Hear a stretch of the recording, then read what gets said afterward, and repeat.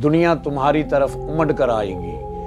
रसूलुल्लाह सल्लल्लाहु अलैहि वसल्लम ने अपने सहाबा इकराम रिज़वानुल्लाह ताला अलैहिम अजमाइन से इरशाद फरमाया, तुम लोग बहुत जल्द ऐसे ज़मानों को पाओगे कि तुम में से हर एक के पास सुबह को एक खाना और शाम को दूसरा खाना मुयस्सर आएगा, और तुम ऐसा लिबास पहनोगे जैसे खाना काबा का गुलाफ है।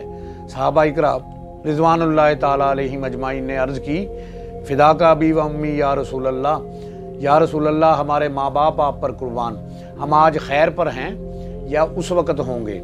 रसूलुल्लाह सल्लल्लाहु अलैहि वसल्लम ने फरमाया, नहीं, बल्कि तुम खैर पर हो, और आज तुम एक दूसरे से मोहब्बत करते हो, और उस वक़्त तुम एक दूसरे से बोझ रखोगे और एक दूसरे की गर्दन मारोगे।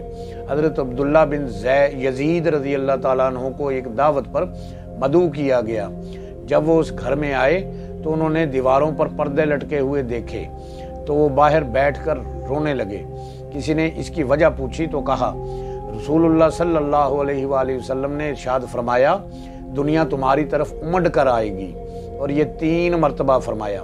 फिर फरमाया, तुम आज अच्छे हो, और उस वक़्त से जबकि तुम्हारे पास सामने सुबह को एक खाना आएगा और शाम को दूसरा खाना, और तुम में से कोई सुबह को एक लिबास पहनेगा और शाम को दूसरा, और तुम्हारे घर की दीवारों पर ऐसे पर्दे पड़े होंगे जैसे खाना काबा पर पर्दे पड़े हैं। हज़रत अब्दुल्ला रज़ी अल्लाह ताला अन्हु ने फरमाया, फिर मैं क्यों ना रोऊं?